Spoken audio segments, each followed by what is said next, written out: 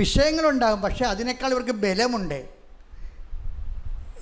ഇവർക്ക് വിഷയങ്ങൾ നമ്മളെ ബലഹീനമാക്കുന്നത് എന്താ കാര്യം? നമ്മളെ ബലം പിടിപ്പിക്കാനാണ്. ബലഹീനതയിലാണ് ദൈവത്തിൻ്റെ ശക്തി പ്രവർത്തിക്കുന്നത്. അതാണ് സംഭവം.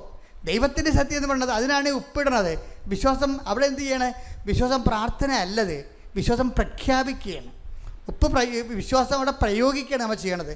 വിശ്വാസത്തിന് പ്രാർത്ഥന ഉണ്ട്, വിശ്വാസത്തിന് പ്രഖ്യാപനമുണ്ട്. ഇപ്പം മഴയത്ത് നടന്നുകൊണ്ട് മഞ്ഞത്ത് നടന്നുകൊണ്ട് കൊന്തേരണ വിശ്വാസ പ്രഖ്യാപനമാണ്. ഉപ്പ് കൊണ്ടുപോയിട്ടിട്ട് വിശ്വാസപ്രമാണം ചെല്ലണത് എന്താണ്? വിശ്വാസ പ്രയോഗമാണ്. വിശ്വാസ പ്രയോഗം ഇപ്പം പുതിയതായിട്ട് തുടങ്ങിയതല്ല. വിശ്വാസ പ്രയോഗം ആദ്യം മുതലേ ഉള്ളതാണ്. നിങ്ങൾ രോഗിയാണെങ്കിൽ സഭയിലെ പുരോഹിതനെ വിളിക്കുക, അവൻ കൊണ്ടുവന്ന് തൈലം പ്രയോഗിച്ചുകൊണ്ട്. അതാണ് വിശ്വാസ പ്രയോഗം എന്ന് പറഞ്ഞത്. Take the bed of God. ശ്രുതികട ഹല്ലേലൂയ, ഹല്ലേലൂയ, ഹല്ലേലൂയ, ഹല്ലേലൂയ, ഹല്ലേലൂയ, ഹല്ലേലൂയ, ഹല്ലേലൂയ, ഹല്ലേലൂയ, ഹല്ലേലൂയ, യേശുവേ സ്തുതി, ഹല്ലേലൂയ, ശ്രുതികട ഹല്ലേലൂയ, ഹല്ലേലൂയ, ഹല്ലേലൂയ, ഹല്ലേലൂയ, ഹല്ലേലൂയ, യേശുവേ ആരാധന, ബലഹീനതയെ ബലമേകി ബലവായോൻ നടന്നിടുന്നു, ബലഹീനതയെ ബലമേകി ബലവായോൻ നടന്നിടുന്നു, കൃപയായി കൃപയായി കൃപയാനുദിനവും, കൃപയായി കൃപയായി കൃപയാനുദിനവും. യാക്കോബ് 5:14. യാക്കോബ് 5:14 വിശ്വാസ പ്രയോഗമാണ് ഇപ്പൊ സബ്ജക്റ്റ്. നിങ്ങളിൽ ആരെങ്കിലും രോഗിയാണെങ്കിൽ അവൻ സഭയിലെ ശ്രേഷ്ഠന്മാരെ വിളിക്കട്ടെ.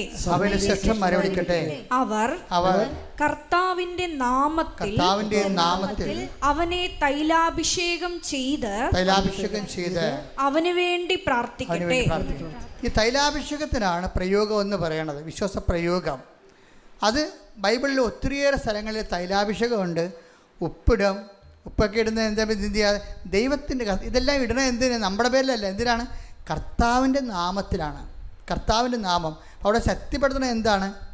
കർത്താവിൻ്റെ നാമമാണ് ശക്തിപ്പെടുത്തുന്നത്. അതായത് നമുക്ക് ശരിക്കും വേണ്ടത് എന്താ? മനുഷ്യന് വേണ്ടതെന്ന് ചോദിച്ചു കഴിഞ്ഞാൽ മനുഷ്യന് വേണ്ടത് ശ്രുതികട മക്കളെ യേശുസ്തോത്രം. ഹല്ലേലൂയ, ഹല്ലേലൂയ, ഹല്ലേലൂയ, ഹല്ലേലൂയ, ഹല്ലേലൂയ.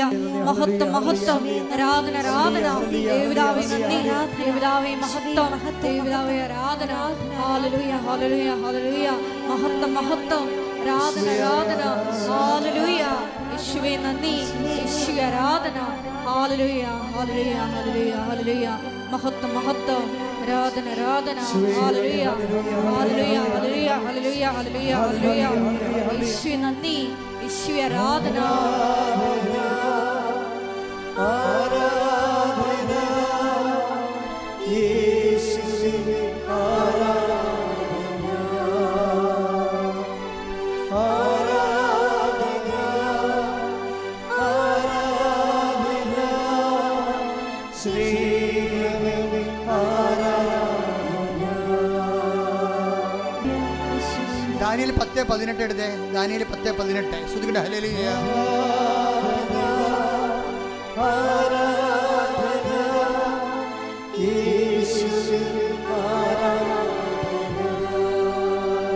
ദാനിയേൽ 10:18-19. മനുഷ്യരൂപത്തിലായിരുന്നവൻ ദൈവത്തിൻ്റെ ശക്തിയെക്കുറിച്ച് പറയാനാണ്. ദാനിയേലിൻ്റെ അടുത്ത് ദൈവത്തിൻ്റെ ശക്തി വരുന്ന പറയുകയാണ്. അതാണ് പ്രോസസ്സാണ് എല്ലായിടത്തും നടക്കുന്നത്. മനുഷ്യരൂപം ഉണ്ടായിരുന്നവൻ എന്നെ സ്പർശിച്ച് ശക്തി പകർന്നു. അവൻ പറഞ്ഞു, ഏറ്റവും പ്രിയപ്പെട്ടവനായ മനുഷ്യ, നീ ഭയപ്പെടേണ്ട, നിനക്ക് സമാധാനം, ശക്തനും ധീരനുമായിരിക്കുക. അവൻ എന്നോട് സംസാരിച്ചപ്പോൾ ശക്തി പ്രാപിച്ച ഞാൻ പറഞ്ഞു, പ്രഭോ സംസാരിച്ചാലും അങ്ങ് എന്നെ ശക്തനാക്കിയിരിക്കുന്നു. അതാണ് വചനം നമ്മൾ പ്രാവർത്തികമാക്കുമ്പോഴും പറയണത് കേൾക്കുമ്പോഴും കേട്ടത് പ്രാവർത്തികമാക്കുമ്പോഴും എംപവർ ചെയ്തുകൊണ്ടിരിക്കും നമ്മൾ. ഈ ഉടമ്പടി എന്ന് പറയുന്ന വചനം പ്രാവർത്തികമാക്കിക്കൊള്ളാമെന്ന് നമ്മൾ പറയണത്. അവൻ പറയണത് പോലെ ചെയ്തുകൊള്ളാൻ, ജീവിച്ചുകൊള്ളാമെന്നാണ് പറയണത്. അതുകൊണ്ടാണ് ടിജി പറയണത് ഉടമ്പടി എനിക്ക് ഒരു നടപടിക്രമമല്ല, പ്രത്യേകിച്ച് ജീവിത രീതിയാണെന്ന് പറയണം. ജീവിത രീതിയാണെന്ന് പറയണം. ഇപ്പം എന്നാ പറ്റിയിരിക്കണമെന്ന് വെച്ച് കഴിഞ്ഞാൽ, അവസാനം നിങ്ങൾക്കറിയാം, കാനഡയിൽ ഉള്ളവർക്കറിയാം, ഇപ്പം PR കിട്ടാം. PR എന്ന് പറഞ്ഞാൽ പെർമനൻറ്റ് റെസിഡൻസാണ്. ഈ കമ്പനി ജോലി കിട്ടിയാലും PR കിട്ടാൻ പാടാണ്. PR കിട്ടിയില്ലേ നമ്മൾ ഇടയ്ക്ക് പോരേണ്ടി വരും അവിടെ നിന്ന്. PR എന്ന് പറഞ്ഞാൽ പെർമനൻ്റ്, അവിടെ സ്ഥിരമായി താമസത്തിനുള്ള സർട്ടിഫിക്കറ്റാണ്. അത് കിട്ടാൻ പാടാണ്. ഇപ്പം എല്ലാം റിജക്ഷനാണ് വരുന്നത്, ഭയങ്കര റിജക്ഷനാണ്. അപ്പോൾ ടിജി എന്ത് ചെയ്യും? ടിജി അപ്പോഴും ഉടമ്പടി തൈലം എടുത്ത് പാസ്പോർട്ടിൽ തേച്ചിട്ട് വിശ്വാസപ്രമാണം ചൊല്ലും, ഇത് സെൻഡ് ചെയ്യും. അപ്പോൾ അതാണ് ഉടമ്പടി. അവർ ആദ്യമേ പറഞ്ഞത്, എനിക്ക് ഉടമ്പടി ഒരു നടപടിക്രമമല്ല, മറിച്ച് ഒരു ഉടമ്പടി എനിക്ക് പാലിക്കാനുള്ളതല്ല, ജീവിക്കാനുള്ളതാണ്. അത് അവരുടെ ഒരു ഇതാണ്, അനുഭവമാണ്. ഉടമ്പടി നിങ്ങളെ പലരും ചെയ്യണത് പാലിക്കുകയാണ് ചെയ്യണത്, അങ്ങനെയല്ല. ഉടമ്പടി ജീവിച്ച് മാറ്റുകയാണ്. എന്താണ്? ആ പാസ്പോർട്ടിൽ വിശ്വാസപ്രമാണം ചൊല്ലിയിട്ട് ഉടമ്പടി തേരം തേച്ചിട്ട് പാസ്പോർട്ട് സെൻഡ് ചെയ്യും ഗവൺമെൻറ്റിലേക്ക്. ഇപ്പോൾ എന്നാ പറ്റിക്കണമെന്ന് അറിയാം, ഒറ്റ ആഴ്ച കൊണ്ട് ഇവർക്ക് PR കിട്ടും. അപ്പോൾ ഇത് കേൾക്കുന്നത് കാനഡയിലുള്ള മറ്റു രാജ്യങ്ങളിലുള്ളവർ ഞെട്ടിപ്പോവും. കാര്യം അവർ 3 കൊല്ലമായിട്ട് കിട്ടാത്ത ആൾക്കാരുണ്ട്, 3 കൊല്ലമായിട്ട്. ഇതെന്ന് പറയണത്, ഉടമ്പടിയുടെ രീതി എന്ന് പറയണത്, നമ്മൾ സത്യസന്ധരാണെന്ന് ദൈവത്തിന് മനസ്സിലാക്കി കൊടുക്കണതാണ് ഇതിൻ്റെ റിസ്ക്. നമ്മളിത് വേണ്ടി ജീവിക്കാൻ വന്നതാണല്ല, വയറ്റിപ്പഴപ്പിന് എന്തെങ്കിലും കാണിച്ചു കൂട്ടിയിട്ട് എന്തെങ്കിലും അനുഗ്രഹം അടിച്ചു മാറ്റാൻ വന്നതല്ല, ദൈവത്തിന് വേണ്ടി ജീവിക്കാൻ വന്നതാണെന്ന് ഒരു നിമിഷമെങ്കിലും നിന്നെക്കുറിച്ച് ദൈവത്തിൻ്റെ പിടികിട്ടിയാൽ പിന്നെ നിനക്ക് ജീവിതത്തിൽ തിരിഞ്ഞു നോക്കേണ്ടി വരത്തില്ല. Praise the Lord. Thank you. മൗന പ്രാർത്ഥനയിലും വ്യക്തിപരമായ ആവശ്യങ്ങൾ പ്രാർത്ഥിച്ച് കഴിഞ്ഞതാണ്. എങ്കിലും ഇപ്പോൾ പ്രാർത്ഥിക്കാം, നിങ്ങൾക്ക് 2 മിനിറ്റ് പ്രാർത്ഥിക്കാം.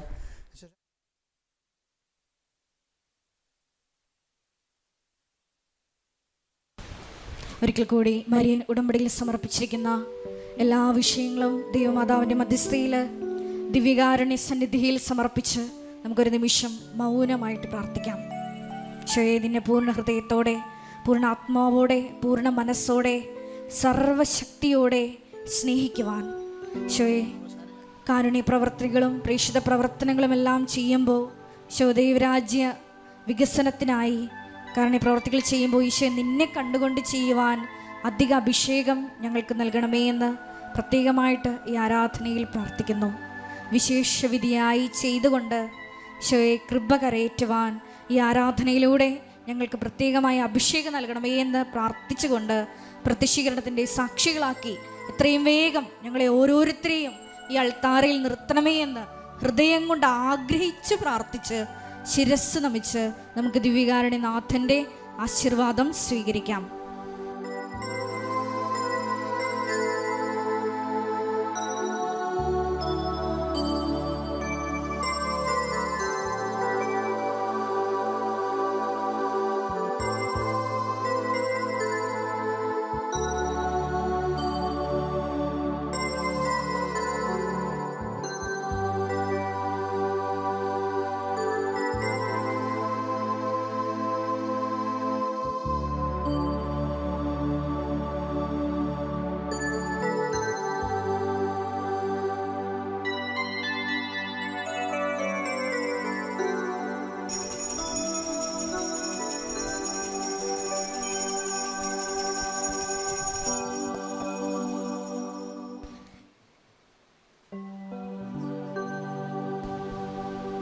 പരിശുദ്ധ പരമമാ ദിവ്യകാരുണ്യമേ,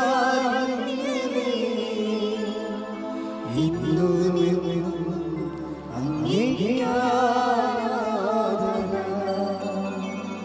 പരിശുദ്ധ പരമമാ ദിവ്യകാരുണ്യമേ, ഇന്നുമെന്നും അങ്ങേക്ക് പരിശുദ്ധ പരമമാ ദിവ്യകാരുണ്യമേ, എന്നുമെന്നും അങ്ങേക്ക് ആരാധന.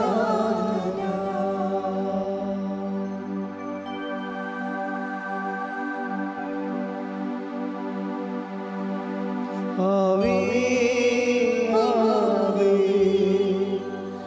ആവേ മരിയ, ആവേ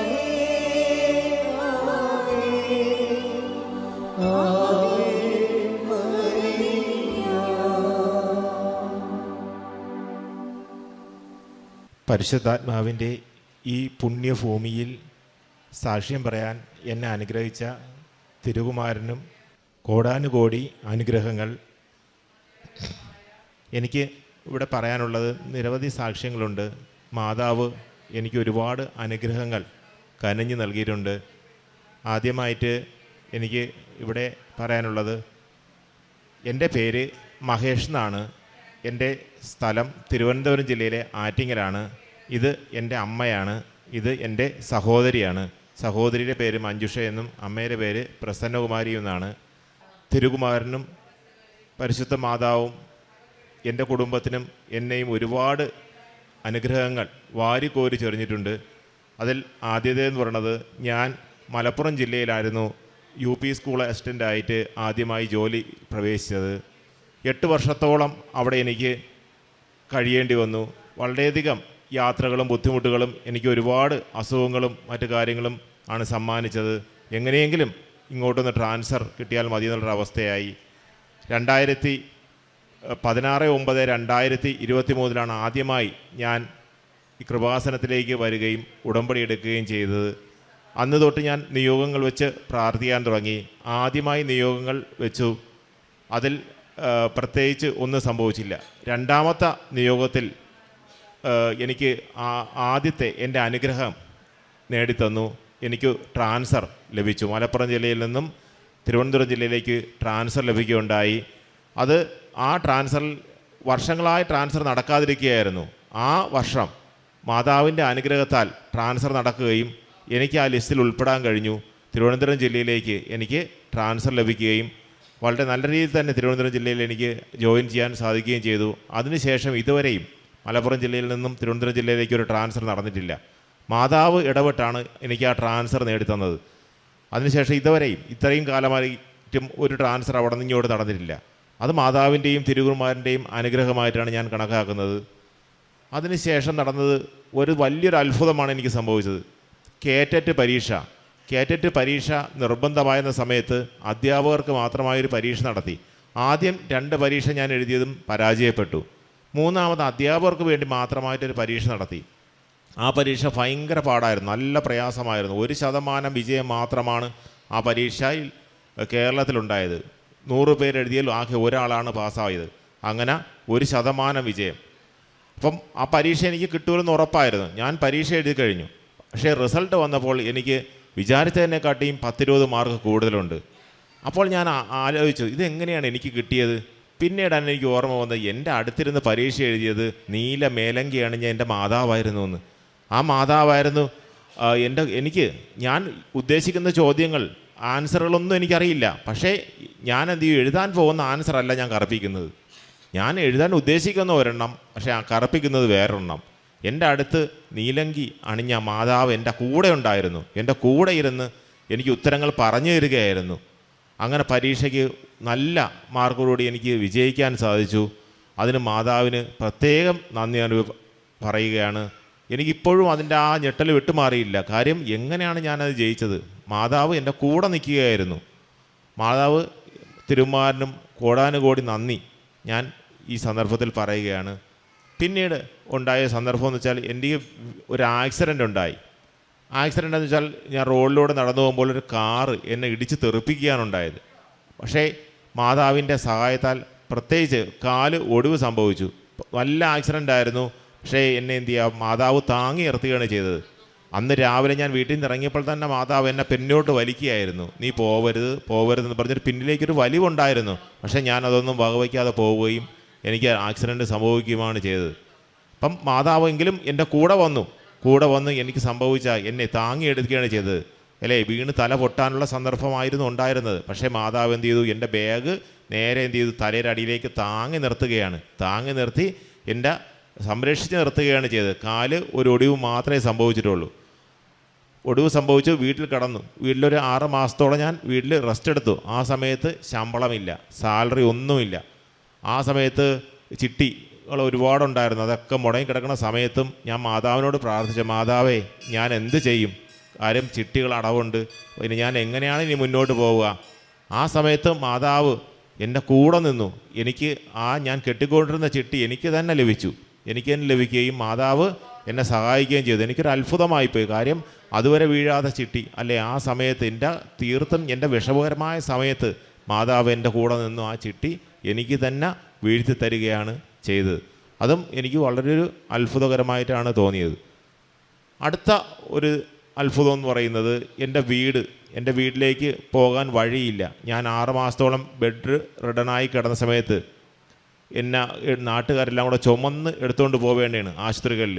കാലൊടിഞ്ഞ് കിടന്ന സമയത്ത് പുറത്തേക്ക് ഇറങ്ങാൻ പറ്റാതെ വന്നപ്പം ആംബുലൻസ് പോലും വീടിൻ്റെ അടിയിലേക്ക് വരില്ല, വീടിൻ്റെ അടുത്തേക്ക് എത്താത്ത അവസ്ഥയായിരുന്നു.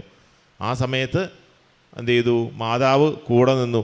അല്ലേ, എനിക്കൊരു വീട് വയ്ക്കണം, അല്ലേ, നല്ല വഴിയുള്ള സ്ഥലത്ത് നല്ലൊരു വീട് വയ്ക്കണമെന്നൊരു ആഗ്രഹം ഉണ്ടായിരുന്നു. ഞാൻ മാതാവിനോട് പ്രാർത്ഥിച്ചു. അപ്പോൾ ഒരുപാട് തർക്കങ്ങൾ വന്നു. മാതാവിൻ്റെ ഉടമ്പടി തൈലവും ഉപ്പുമൊക്കെ ഞാൻ ആ വസ്തുവിൽ കൊണ്ടിട്ട് ദിവസേന പ്രാർത്ഥിച്ചു. മാതാവേ, എനിക്കിവിടെ ഒരു വീട് വയ്ക്കാൻ അങ്ങ് സഹായിക്കണേ. അങ്ങേക്ക് ഞാൻ എൻ്റെ ഒരു മുറി ഞാൻ അങ്ങേക്ക് മാത്രമായിട്ട് തരുന്നുണ്ട്. അല്ലെ, അങ്ങേ ഈ വീടിൻ്റെ പേര് ഞാൻ കൃപാസനം എന്ന് തന്നെ ഇടാം അല്ലേ എന്ന് മാതാവിനോട് കരഞ്ഞു പ്രാർത്ഥിച്ചു. അതിൻ്റെ ഫലമായിട്ട് മാതാവ് എല്ലാ പ്രയാസങ്ങളും നീക്കി തന്നു. ഇപ്പോൾ വീടിൻ്റെ പണി ആരംഭിച്ചിട്ടുണ്ട്. വീട് മുന്നോട്ട് കൊണ്ടുപോകാൻ മാതാവ് വളരെയധികം സഹായിക്കും. മാതാവ് കൂടെ തന്നെ ഉണ്ട്. എനിക്ക് നല്ല ഉറപ്പുണ്ട്, അത് മാതാവ് എന്നെ വളരെയധികം സഹായിക്കുന്നുള്ള കാര്യം എനിക്ക് ഉറപ്പായിരുന്നു. പിന്നെ ഇന്ന് തന്നെ എനിക്ക് മാതാവ് ഒരു അത്ഭുതം തന്നു. ഒരു അഹങ്കാരമാണോയെന്നറിയില്ല. ഞാൻ ഇതിലേക്ക് വരുന്ന വഴിക്ക് ഞാൻ മാതാവിനോടൊന്ന് ചോദിച്ചു, അല്ലേ, എനിക്ക് മാതാവിനെ ഒന്ന് എടുക്കണം. അത് എൻ്റെ ഒരു ആഗ്രഹമായിരുന്നു. അഹങ്കാരമാണോയെന്നറിയില്ല. അപ്പം ഇവിടെ വന്നു ഞാൻ ഉടമ്പടി പുതുക്കിയിട്ട് നേരെ ഉള്ള ആൾത്താരിലേക്ക് ചെന്നു. എനിക്ക് സാധാരണയായി എടുക്കാൻ കിട്ടുന്നത് മുത്തുകുടയും അല്ലെങ്കിൽ മെഴുകുതിരിയൊക്കെയാണ് കിട്ടുന്നത്. അല്ലേ, മാതാവിനോട് ഞാൻ അവിടെ വെച്ച് പറഞ്ഞു, മാതാവേ, ഞാൻ ഒന്ന് എടുത്തോട്ടെ, ഒന്ന് നിന്ന് തരുമെന്ന് ചോദിച്ചു. മാതാവ് എൻ്റെ ആഗ്രഹം സാധിച്ചു തന്നു.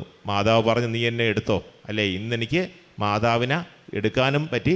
കുറേ സമയം മാതാവിനെ എന്ത് ചെയ്യാൻ പറ്റി, കയ്യിൽ വയ്ക്കാനും കഴിഞ്ഞു. അവിടുന്ന് നമ്മൾ ആരാധന സ്ഥലത്തേക്ക്, പരിശുദ്ധാത്മാവ് കുടികൊള്ളുന്ന ആരാധന സ്ഥലത്തേക്ക് കൊണ്ടുവരാനും അവിടെ കുറേ നേരം മാതാവിനെ മതിയാവോളം കയ്യിൽ ഏറ്റുവാങ്ങി വയ്ക്കാനും എനിക്ക് സാധിച്ചു. അതൊരു വലിയൊരു അത്ഭുതമായിട്ടാണ് എനിക്ക് തോന്നിയത്. കാര്യം ഇത്രയും നാൾ സാധിക്കാത്തൊരാഗ്രഹം. അല്ല, എന്ന് ഞാൻ പറയും, മാതാവ് ഞാനൊന്ന് എടുത്തോട്ടെ എന്ന് ചോദിക്കാറുണ്ട്, വരുമ്പോഴൊക്കെ ചോദിക്കാറുണ്ട്. പക്ഷേ മാതാവ് ഇന്ന് എനിക്ക് അതിനുള്ള അനുവാദം തരികയും മാതാവിനെ എനിക്ക് ഒന്ന് എടുക്കാൻ അനുവാദം തന്നു. അങ്ങനെ ഞാൻ മാതാവിനെ എടുത്തു. അപ്പം അതും മാതാവിനോട് ഇന്ന് ഉണ്ടായൊരു അനുഭവമാണ്. അപ്പം മാതാവ് എനിക്കിന്ന് നിന്ന് തരികയാണ് ചെയ്തത്, നീ എന്നെ എടുത്തോളാൻ പറഞ്ഞുകൊണ്ട്. അപ്പം അതും എനിക്ക് ഉണ്ടായ ഒരു അനുഭവമാണ്. അപ്പം ഇത്രയും നല്ലൊരു മാതാവല്ലേ, മാതാവിനെ എങ്ങനെയാണ് വിടുക അല്ലേ? അപ്പം മാതാവ് മൊത്തം ഇണങ്ങിയും പിണങ്ങിയും ഇനിയുള്ള കാലം മുഴുവനും ജീവിക്കണമെന്നാണ് എൻ്റെ ആഗ്രഹം. അല്ലേ, മാതാവ് എല്ലാ കാര്യത്തിനും, മാതാവ് എൻ്റെ മുന്നിലോ പിന്നിലോ അല്ല, മാതാവ് എൻ്റെ കൂടെ ഉണ്ട്. അല്ലേ, നിത്യമേന ഓരോ ഉടമ്പടിയിലും മാതാവ് എന്ത് ചെയ്യുന്നുണ്ട്, എനിക്ക് ഓരോരോ കാര്യങ്ങൾ സാധിച്ചു തരുന്നുണ്ട്. ഞാൻ ചോദിക്കുന്ന കാര്യങ്ങളെല്ലാം മാതാവ് എന്ത് ചെയ്യുന്നുണ്ട്, എനിക്ക് സാധിച്ചു തന്നുകൊണ്ടിരിക്കുകയാണ്. ഓരോ ഉടമ്പടി പറയുമ്പോഴും ഞാനിപ്പം 6ാമത്തെ ഉടമ്പടിയാണ് ഇവിടെ പുതുക്കിയത്. അപ്പം ഇന്ന് ഞാൻ പറഞ്ഞൊരു കാര്യമായിരുന്നു, ജസ്റ്റ് ഒന്ന് പറഞ്ഞോളൂ, മാതാവേ ഞാനൊന്ന് എടുത്തോട്ടെ, അതും എനിക്ക് സാധിച്ചു തന്നു. അപ്പം അടുത്തതായിട്ട് ഞാൻ ചെയ്യുന്ന പ്രേക്ഷിത പ്രവർത്തനങ്ങളെന്ന് പറയുന്നത്, ഞാൻ കരുണാലയങ്ങൾ സന്ദർശിക്കാറുണ്ട്. വീടിനടുത്ത് കരുണാലയങ്ങളുണ്ട്, അവിടെ സ്ഥിരമായിട്ട് സന്ദർശിക്കാറുണ്ട്. അവർക്ക് വേണ്ടത് എന്താണ്, ആ വേണ്ട കാര്യങ്ങൾ അന്വേഷിക്കുകയും അവർക്കത് വാങ്ങിക്കൊടുക്കുകയും ചെയ്യാറുണ്ട്. പിന്നെ അതുപോലെ തന്നെ ഞാൻ ഒരു അധ്യാപകനാണ്, ഞാൻ UP സ്കൂൾ അധ്യാപകനാണ്. സ്വന്തം കുട്ടികളെപ്പോലെയാണ് ഞാൻ കണക്കാക്കുന്നത്. അവരുടെ വീട്ടിലെ കാര്യങ്ങൾ ചോദിച്ചറിയുകയും അവർക്ക് പഠനോപകരണങ്ങൾ വേണ്ടതെല്ലാം ഞാൻ വാങ്ങിക്കൊടുക്കാറുണ്ട്. അതുപോലെ തന്നെ അവിടെ എല്ലാ കാര്യങ്ങളിലും എന്നോടൊപ്പം ഞാൻ കൂട്ടാറുണ്ട്. അതുപോലെ തന്നെ മെഡിക്കൽ കോളേജിൽ സന്ദർശിക്കാറുണ്ട്. മെഡിക്കൽ കോളേജിൽ സന്ദർശിച്ചിട്ട് അവർക്ക് ഭക്ഷണ പൊതികളായിരുന്നാലും അവർക്ക് പൈസ ആണെങ്കിൽ എന്താണെന്ന് ചില ആവശ്യങ്ങളൊക്കെ അവർക്ക് സാധിച്ചു കൊടുക്കാറുണ്ട്. പത്രങ്ങൾ വിതരണം ചെയ്യാറുണ്ട്. മെഡിക്കൽ കോളേജിൽ പോയിട്ട് രോഗികളെ സന്ദർശിക്കുകയും അവർക്ക് പത്രങ്ങൾ കൊടുക്കുകയും അത് വായിച്ചു കൊടുക്കുകയും ചെയ്യാറുണ്ട്.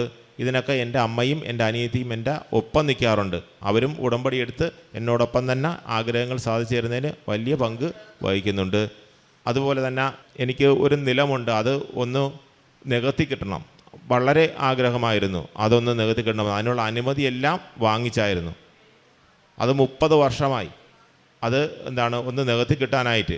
പക്ഷേ ഇങ്ങനെ പാടമായിട്ട് തന്നെ കിടക്കുകയാണ്. ചുറ്റുപാടുമുള്ള കൃഷികളൊക്കെ കൈവിട്ടു. പക്ഷേ നമ്മുടെ പാടം മാത്രം അത് നികത്താൻ കഴിയാത്ത അവസ്ഥയിലായിരുന്നു. ഒരുപാട് തർക്കങ്ങളും പ്രശ്നങ്ങളൊക്കെ വന്നു.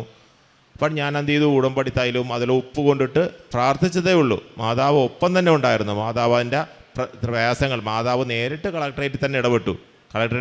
ഫയലുകളൊക്കെ വേഗത്തിൽ നീക്കുകയും ധാരാളം ഫയലുകൾ കെട്ടിക്കിടക്കുന്ന സമയത്താണ് എൻ്റെ ഫയൽ മാതാവ് പൊക്കിയെടുത്ത് ഫ്രണ്ട് വെച്ച് നിമിഷങ്ങൾക്കുള്ളിൽ തന്നെ എന്ത് ചെയ്തു, മാതാവ് അതിനുള്ള ഉത്തരവടിച്ച് കൈ തരയാണ്.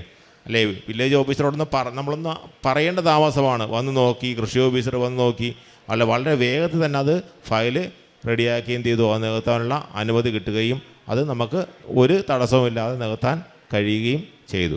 ഇത്രയധികം കാരുണ്യങ്ങൾ, ഇത്രയധികം കാര്യങ്ങൾ എന്നെ സഹായിച്ച കാരുണ്യങ്ങൾ നിരവധി വർഷിച്ചുകൊണ്ടിരുന്ന ഒരു നല്ല മാതാവിനെയും തിരുകുമാരനെയുമാണ് എനിക്ക് കിട്ടിയത്. അല്ലേ, ആ തിരുകുമാരൻ്റെ മാതാവിനെയും ഞാൻ എങ്ങനെ കോടാനുകോടി നന്ദിയും പറയണം ആ മാതാവിനോടും തിരുകുമാരനോടും. പരിശുദ്ധ അമ്മയ്ക്കും തിരുകുമാരനും കോടാനുകോടി നന്ദി അർപ്പിക്കുന്നു.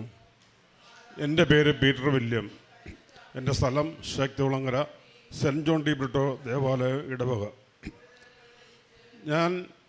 എനിക്കിപ്പോൾ വയസ്സ് 62. ഞാൻ എൻ്റെ 15ാമത്തെ വയസ്സിൽ കടൽപ്പണിക്കിറങ്ങിയതാണ്. കടൽപ്പണിക്കിറങ്ങിയ കൂട്ടത്തിൽ 1-2 വർഷം നല്ല രീതിയിൽ പണിക്ക് പോയി. കൂട്ടുകെട്ടിലൂടെ പുകവലിയും മദ്യപാനവും തുടങ്ങി. ആ പുകവലി 45 വർഷത്തോളം നീണ്ടു നിന്നു. വീട്ടിൽ ഈ പുകവലിക്കുന്നതിനെ പറ്റി എൻ്റെ ജീവിത പങ്കാളിയും ഞാനും തമ്മിൽ ഭയങ്കര വഴക്കാണ്. എൻ്റെ ജീവിത പങ്കാളി എത്ര പറഞ്ഞാലും ഞാനത് കേൾക്കില്ല, ഞാൻ വലിക്കുമായിരുന്നു. ഞാൻ അവിടെ നിന്ന് ഗൾഫിൽ ജോലിക്ക് പോയി ബോട്ട് ഡ്രൈവറായിട്ട് ജോലി ചെയ്യുന്ന സമയത്ത് നൈറ്റ് ഷിഫ്റ്റിൽ ജോലി ചെയ്യുമ്പോൾ ഒരു ദിവസം 50, 60, 70 സിഗരറ്റ് വരെ വലിച്ച ദിവസമുണ്ട്. ഇതിനു മുൻപ് എൻ്റെ ജീവിത പങ്കാളി ഉടമ്പടി എടുക്കുമ്പോഴെല്ലാം എനിക്ക് വേണ്ടി പ്രാർത്ഥിക്കും. പക്ഷേ ഞാൻ അതിനകത്ത് അത് ഉൾക്കൊള്ളുന്ന ഒരു രീതിയിലല്ലായിരുന്നു. ഈ കഴിഞ്ഞ 4-ാം മാസം 1-ാം തീയതി ഞാനിവിടെ വന്ന് ഉടമ്പടി എടുത്തു. അന്ന് മാതാവിൻ്റെ പറഞ്ഞു, മാതാവേ, എൻ്റെ കുടുംബത്തെ സമാധാനത്തിന് വേണ്ടി എൻ്റെ പുകവലി മാറ്റിത്തരണമെന്ന് പറഞ്ഞു. ഞാൻ പുകവലി നിശേഷം ഉപേക്ഷിക്കാൻ തീരുമാനിച്ചു. അതിനുശേഷം ഈ നിമിഷം വരെ പുകവലി എന്താണെന്ന് ഞാൻ എൻ്റെ കൈ കൊണ്ട് പോലും തൊട്ടിട്ടില്ല. അമ്മ നൽകിയ വലിയ അനുഗ്രഹത്തിന് അമ്മയ്ക്കും ദൈവകുമാരനും 1000 നന്ദി. അതുപോലെ തന്നെ 6-ാം മാസം എനിക്ക് അറ്റാക്ക് വന്ന് ഹോസ്പിറ്റലിൽ കൊണ്ടുപോയി. 3 ബ്ലോക്ക് ഉണ്ടായിരുന്നു. 2 ബ്ലോക്ക് ചെയ്തു. 1 ബ്ലോക്ക് മെഡിസിനിൽ മാറ്റാവുന്ന ഡോക്ടർ പറഞ്ഞു. ആൻജിയോപ്ലാസ്റ്റ് കഴിഞ്ഞതിന് ശേഷം വീട്ടിൽ വന്ന് ഒരാഴ്ച കഴിഞ്ഞപ്പം എനിക്ക് മൂത്രം പോകാൻ ഭയങ്കരമായ ബുദ്ധിമുട്ട്. അവിടെ നിന്ന് ഡോക്ടറെ കാണാനായിട്ട് പോയി. 2 ഡോക്ടർമാരെ കണ്ടു. 2 ഡോക്ടർമാരും പറഞ്ഞു 6 മാസം കഴിയുമ്പോൾ ഇത് ഓപ്പറേഷൻ ചെയ്തെങ്കിൽ മാത്രമേ ആ ബുദ്ധിമുട്ട് മാറത്തുള്ളൂ. ഞാൻ സെപ്റ്റംബർ 8-ാം തീയതി ഇവിടെ വന്ന് എൻ്റെ ഉടമ്പടി പുതുക്കാനായിട്ട് വന്നു. ജോസഫച്ചനെ കണ്ട് കാര്യം പറഞ്ഞു. അച്ഛനപ്പോൾ സൈത്ത് എൻ്റെ കയ്യിൽ പഞ്ഞിയും മുക്കി തന്നിട്ട് പറഞ്ഞു, മോനൊരു കാര്യം ചെയ്യ്, ബാത്റൂമിൽ പോയെന്ന് നിനക്ക് എവിടെ ബുദ്ധിമുട്ടുള്ളത് അവിടെ തേക്കാൻ പറഞ്ഞു. ഞാനത് അതുപോലെ ചെയ്തു. അതുപോലെ ചെയ്തിട്ട് ഞാനിവിടുന്ന് വീട്ടിൽ ചെന്ന് മൂത്രം ഒഴിക്കാണ്ടിരുന്നപ്പോൾ എനിക്ക് ഒരു കുഴപ്പവുമില്ല. പഴയതിലും മുമ്പതിലും നല്ല രീതിയിൽ തന്നെ മൂത്രം പോവുകയും ചെയ്തു. ഞാനത് ഡോക്ടർമാർക്ക് ചെന്ന് പറഞ്ഞു. ഡോക്ടർമാരെ കണ്ടപ്പോൾ ഡോക്ടർമാർ പറഞ്ഞു, ഇനി മരുന്നും കഴിക്കേണ്ട, ഓപ്പറേഷൻ വേണ്ട എന്ന് പറഞ്ഞു. ഇവിടുന്ന് നിന്ന് ഉടമ്പടി തൈലം കൊണ്ട് പലർക്കും ഞാൻ വിശ്വാസ പ്രമാണം ചൊല്ലി തൈലം തേച്ച് ആ മക്കൾക്കൊക്കെ സൗഖ്യം കിട്ടിയതായിട്ട് അവർ വന്നെൻ്റെ അടുത്ത് പറയുകയും ചെയ്തു. എനിക്ക് ഒരു 1/2 കിലോമീറ്റർ പോലും നടക്കാൻ പറ്റത്തില്ല. എൻ്റെ കാലിൻ്റെ മസിൽ രണ്ടും കയറി പിടിക്കും, ഭയങ്കര വേദനയാണ്. ഞാൻ അച്ഛനോട് പറഞ്ഞു, 60 വയസ്സിന് മുകളിലുള്ളവർ ജവമാല റാലിക്ക് വരുമ്പോൾ നടക്കണ്ട, ഇവിടെ ഇരുന്നാൽ മതി എന്ന് പറഞ്ഞു. ഞാൻ ജവമാല റാലിക്ക് ഇവിടെ രാവിലെ 5 മണിക്ക് വന്നിട്ട് ഇവിടെ കുറച്ച് ഇരുന്ന് മാതാവിൻ്റെ അടുത്തിരുന്ന് പ്രാർത്ഥിച്ചു. എന്നിട്ട് ഞാൻ പറഞ്ഞു, അമ്മേ, ഈ റാലിയിൽ എനിക്ക് പങ്കെടുക്കണം. ഇവിടുന്ന് അർത്തേങ്കൽ പള്ളി വരെ പോകാൻ അമ്മ എന്നെ അനുവദിക്കണം. ഞാൻ ആ റാലിയിൽ പങ്കെടുത്തു.